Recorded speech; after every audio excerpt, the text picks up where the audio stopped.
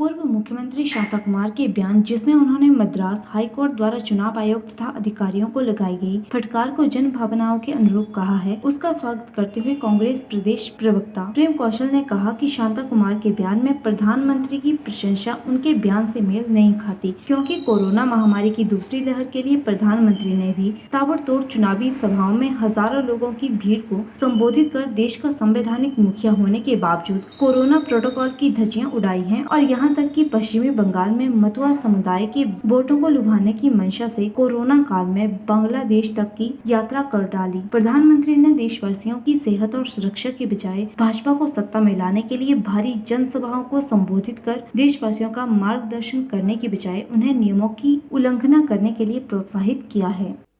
पूर्व मुख्यमंत्री शांता कुमार जी का एक बयान आज प्रकाशित हुआ है, जिसमें उन्होंने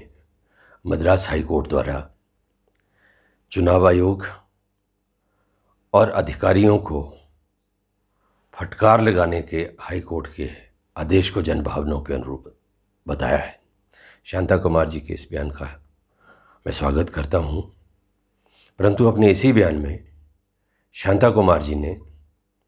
देश के प्रधानमंत्री आदरणीय नरेंद्र मोदी जी की तारीफों के पुल भी बांधे हैं और इस वजह से उनका यह बयान विरोधाभासी हो जाता है। कोरोना महामारी के जो हालात आज देश के अंदर हैं, जो भयंकर रूप यह महामारी आज देश के अंदर धारण कर चुकी है और जिस तरीके से एक कम्युनिटी स्प्रेड की तरफ ये तेज़ी से बढ़ी है, ऐसे हालात के लिए केंद्र की सरकार और प्रदेश दोनों सरकारें दोषी हैं और देश के आदरणीय प्रधानमंत्री देश के संवैधानिक मुखिया होने के बावजूद हाल ही में 5 राज्यों में जो चुनाव संपन्न हुए अथवा हो रहे हैं, उनमें लाखों की हजारों की भीड़ एकत्रित कर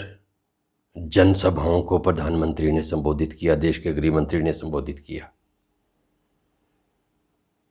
शांता कुमार जी, मैं आपसे जानना चाहता हूं कि क्या जो डिजास्टर मैनेजमेंट एक्ट है,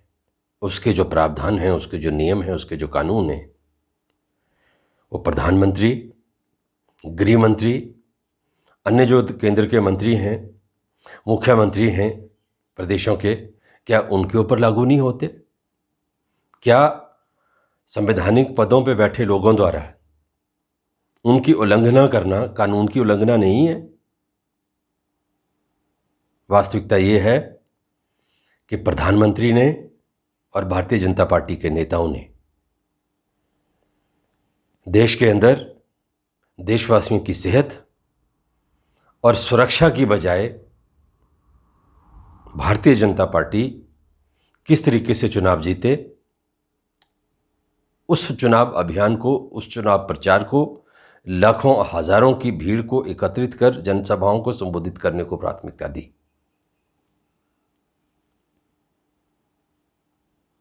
प्रधानमंत्री द्वारा भीड़ को संबोधित करना, डिजास्टर मैनेजमेंट जब लागू हो चुका हो, लोगों को नियमों को तोड़ने के लिए प्रोत्साहित करने का एक कदम था। जब देश के प्रधानमंत्री, देश के मंत्री, देश के गृह मंत्री, प्रदेशों के मुख्यमंत्री स्वयं कोरोना प्रोटोकॉल की धज्जियां उड़ाएंगे, तो आप देशवासियों से किस चीज़ की उम्मीद कर सकते हैं? तो इसलिए